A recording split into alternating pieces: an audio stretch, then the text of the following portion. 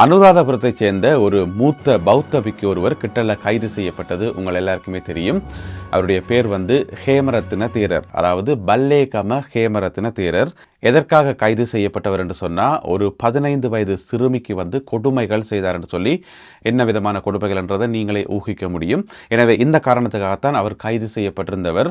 ஏற்கனவே ஒரு மாதத்துக்கு முதலே சம்பவம் நடந்தது.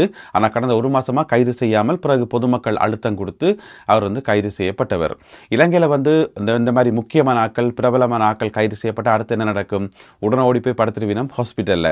அவைக்கு இல்லாத வருத்தங்கள் எல்லாம் அந்த டைமில் தான் பெறும். அப்போ இவர் மட்டும் இந்த விதிவிலக்கா உடனே ஓடி போயிட்டு நவலோகா மருத்துவமனையில் அனுமதிக்கப்படுறார். தனக்கு இயலாமல் இருக்குது, நவலோகாவில் போயிட்டு நான் சிகிச்சை எடுக்க போகிறேன்னு சொல்லி பிறகு நீதிமன்றம் அனுமதி கொடுத்து நவலோகாவில் அனுமதிக்கப்பட்டது. இன்றைக்கு வழக்கு விசாரணை. அப்போ நீதிபதி உத்தரவு பிறப்பித்திருக்கிறார். மே மாதம் 22ஆம் தேதி வரைக்கும் அவரை தொடர்ந்து விளக்கமறியலில் வைக்க சொல்லி, அவருக்கு பிணையெல்லாம் கிடையாது, தொடர்ந்து விளக்கமறியலில் வைக்க சொல்லி, அது மட்டும் இல்லாமல் நவலோகால இருந்து உடனடியாக அவரை கொழும்பு தேசிய வைத்தியசாலைக்கு மாற்றவும் என்று சொல்லி கொழும்பு கோட்டை நீதவான் நீதிபதி உத்தரவு பிறப்பித்திருக்கின்றார். இந்த பல்லேகம ஹேமரத்ன தேரர் ஒரு சாதாரண ஆளில்லை. நீங்க கேள்விப்பட்டிருப்பீங்க, அவர் ஒரு அட்டமஸ்தானி. அது என்ன அட்டமஸ்தானி என்று சொன்னால், அது ஒரு பதவி நிலை. இந்த பௌத்த அந்த பிக்குகளுக்கு இருக்கக்கூடிய ஒரு பதவி நிலை என்று வைங்களேன். அதாவது 8 இடங்களுக்கு இவர் தானாம் பொறுப்பாம். அனுராதபுரத்தில் இருக்கக்கூடிய 8 முக்கியமான இடங்களுக்கு, அதாவது விகாரைகள், தாது கோபுரங்கள், இந்த மாதிரி இருக்கக்கூடிய 8 இடங்களுக்கு இவர் தான் பொறுப்பு. அதாவது இப்போ இராணுவத்தில் கேப்டன், மேஜர், லெப்டினன்ட், கேர்னல் என்று போகும் தானே, அதே மாதிரி இவரும் பௌத்த மதத்தில் ஒரு பிரிகேடியர் என்று வைங்களேன். அப்படிப்பட்ட ஒரு உயர்ந்த பதவி உடையவர். 70 வயதுக்கு மேலே ஆளுக்கு இருந்தென்ன பிரியோசனம்? புத்தி ஒழுங்காக இருக்கணுமே, ஒழுக்கமாக இருக்கணுமே, ஒழுக்கமாக இருக்கையில் இப்படியான ஒரு பெரிய ஒரு பிழை ஒன்றை விட்டு இப்போ கைது செய்யப்பட்டு இந்த மாதம் 22ஆம் தேதி வரை விளக்கமறியலில் வைக்கப்பட்டிருக்கின்றார். இலங்கையில் கைது செய்யப்பட்ட பௌத்த பிக்குகளில் இந்தளவு உயர் பதவி வகிக்கக்கூடிய ஒரு பௌத்த பிக்கு இவர்தான் என்று சொல்லப்படுகிறது. பசில் ராஜபக்சவினுடைய வீட்டை சுற்றி வளைத்து ஆர்ப்பாட்டத்தில் ஈடுபட்ட மாணவர்கள். இன்றைக்கு பல்கலைக்கழக மாணவர்களால் ஒரு ஆர்ப்பாட்டம் ஒன்று முன்னெடுக்கப்பட்டது, ஒரு சுற்றி வளைப்பு போராட்டம் ஒன்று முன்னெடுக்கப்பட்டது. எங்கேன்னு பார்த்தீங்கன்னு சொன்னால் மல்வானை பகுதியில். அங்கே இருக்கக்கூடிய ஒரு 15 ஏக்கர் காணி, அந்த காணி கனகாலமாக சும்மா தான் கிடக்காம். அதுக்கு உரிமையாளரும் கிடையாது, ஒன்றும் கிடையாது. அதே மாதிரி அந்த காணியில் ஒரு வீடும் இருக்காம், அதுவும் சும்மா தான் கிடக்குது. ஒரு காலத்தில் பார்த்தீங்கன்னு சொன்னால் அது பசில் ராஜபக்சவால் பாவிக்கப்பட்ட காணி வீடு என்று சொல்லப்படுகிறது. அவர் நேரடியாக காசு கொடுத்து வாங்கினாரா அல்லது வேறு விதமாக வாங்கினாரா இன்னும் தெரியல. அது பசில் ராஜபக்ச என்ற வீடு என்று சொன்னபடியால் யாரும் அந்த காணி கிட்ட போறையில் அது சும்மா தான் கிடந்தது.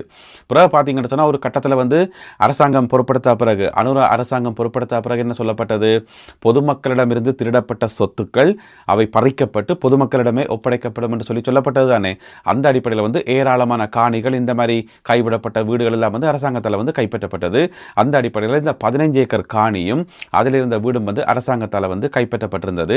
எனவே அதை சும்மா தானே கிடக்குது, அதை பல்கலைக்கழகத்தினுடைய தேவைக்கு தாங்கோன்னு சொல்லி இன்றைக்கு பல்கலைக்கழக மாணவர்கள் ஒரு போராட்டத்தில் ஈடுபட்டிருந்தார்கள். இதுக்கிடையில் பசில் ராஜபக்ச கொஞ்ச காலத்துக்கு முதல் தன்னுடைய சட்டத்தரணி ஊடாக நீதிமன்றத்துக்கு அறிவிச்சிருந்தவர் என்னென்னு சொன்னால், அந்த காணிக்கும் எனக்கும் எந்த விதமான சம்மந்தமும் இல்லை, அது என்னுடைய காணியும் இல்லை என்று சொல்லி நீதிமன்றத்துக்கு அறிவிச்சிட்டார். அவரே தன்னுடைய வாயால் அறிவிச்சிட்டார். அதுக்கு பிறகுதான் அது அரசாங்கத்தினுடைய கட்டுப்பாட்டுகளை கொண்டு வரப்பட்டது. இப்பொழுது அந்த காணியை தமக்கு தருமாறு பல்கலைக்கழக மாணவர்கள் கோருகிறார்கள். குடிவரவு மற்றும் குடியகல்வு திணைக்களத்தைச் சேர்ந்த ஒரு அதிகாரி இன்று அதிரடியாக கைது செய்யப்பட்டிருக்கின்றார். அதாவது 98 லட்சம் ரூபாய் நிதியை மோசடி செய்தார் என்று சொல்லி அவர் மேலே குற்றச்சாட்டு. பொதுவாக பார்த்தீங்கன்னு சொன்னால் நாட்டுக்குள்ளே இந்த சட்டவிரோதமான பொருட்களை கொண்டு வரது, இந்த மாதிரியான நடவடிக்கையில் ஈடுபடுறாக்களை கைது செய்கிறதே குடிவரவு குடியகல்வு திணைக்கள அதிகாரிகள் தான். ஆனால் அதுக்குள்ளேயே பார்த்தீங்கன்னு சொன்னால் ஒருத்தர் இந்த மாதிரி மோசடியில் ஈடுபட்டுக்கார். என்ன நடந்திருக்குன்னு சொன்னால், குடிவரவு குடியகல்வு திணைக்களம் இருக்குத்தானே, அதில் தகவல் தொழில்நுட்ப பிரிவென்றிப்பினம் தானே. அப்போ அவையில் தானே பொறுப்பு, அந்த கம்ப்யூட்டர்ஸுக்கெல்லாம் சாஃப்ட்வேர் போடுறது, மெயின்டெனன்ஸ் பண்ணுறது, இந்த மாதிரியான வேலைகள் பார்க்குறது. அந்த அடிப்படையில் குடிவரவு குடியகல்வு திணைக்களத்துக்கு தேவையான சாஃப்ட்வேர் இருக்குது தானே. அப்போ அந்த சாஃப்ட்வேர் அதாவது எல்லா ஸ்டாஃபும் பயன்படுத்தக்கூடிய அந்த சாஃப்ட்வேர் அதை இன்ஸ்டால் பண்ண வேண்டி இருந்ததாம். அதை இன்ஸ்டால் பண்ணுறதுக்கு இவருக்கு பொறுப்பு கொடுக்கப்பட்டது. ஹேரத் என்று சொல்லப்படுற இவருக்கு பொறுப்பு கொடுக்கப்பட்டது. அதுக்கான கூலி 98,31,250 ரூபாய். அவ்வளவு காசு அதுக்கு. ஒரு சாஃப்ட்வேரை இன்ஸ்டால் பண்ணுறதுக்கு எதுக்கு அவ்வளோ காசுன்னு கேட்டிங்கன்னு சொன்னால் அதே ஒரு பெரிய கேள்விக்குறியாக இருக்குது. சரியணி போட்டு அவ்வளோ காசையும் வாங்கி போட்டு அதை சாஃப்ட்வேரை வந்து ஒழுங்காக இன்ஸ்டால் பண்ணவும் இல்லையா, அதில் வந்து மோசடி செய்தாராம். அது மட்டும் இல்லாமல் இந்த காசையும் வந்து மோசடியான முறையில் பெற்றுக்கொண்டார் என்று சொல்லி இன்று அவர் வந்து அதிரடியாக கைது செய்யப்பட்டிருக்கின்றார். எனவே அவரிடம் வந்து இப்பொழுது விசாரணைகள் தொடர்ந்து இடம்பெற்றுக் கொண்டு வருகின்றன.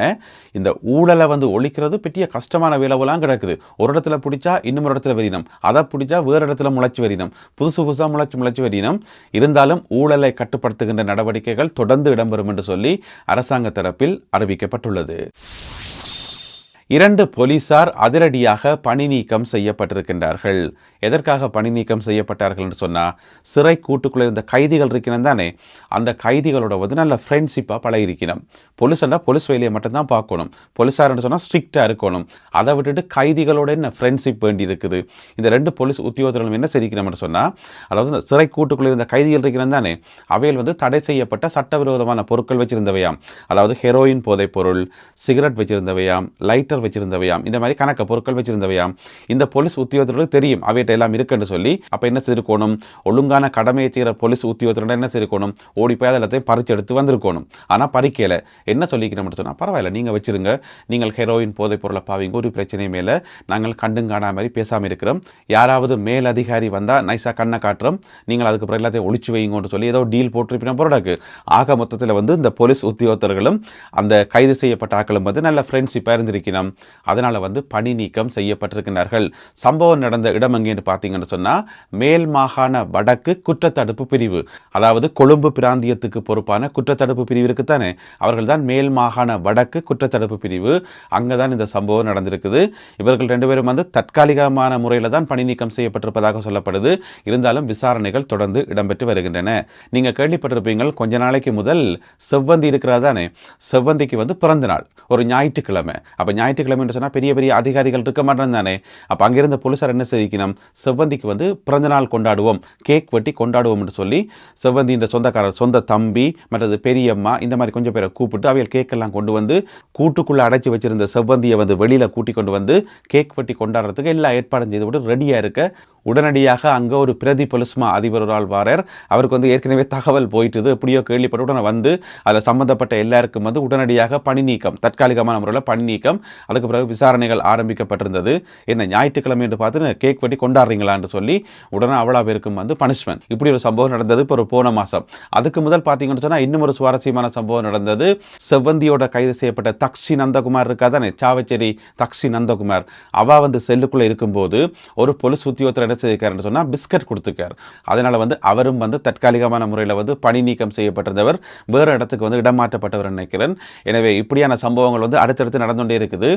இப்போ போலீஸ்காரருக்கு வந்து இரக்கம் இருக்கத்தான் வேணும், அவர்களும் மனிதர்கள் தானே, அதுக்காக அதை இப்படியா காட்டுறது ஓம் தானே. அடுத்த செய்தியை கேள்விப்பட்டீங்கன்னு சொன்னால் நீங்கள் கட்டாயம் ஆச்சரியப்படுவீங்கள். கிட்டல வந்து தமிழ்நாட்டில் தேர்தல் நடந்தது தானே, அந்த தேர்தலில் வந்து தமிழ்நாட்டு குடியுரிமை அல்லாத, அதாவது இந்திய குடியுரிமை இல்லாத 3 பேர் போயிட்டு தேர்தலில் வாக்களிச்சிருக்கணும்.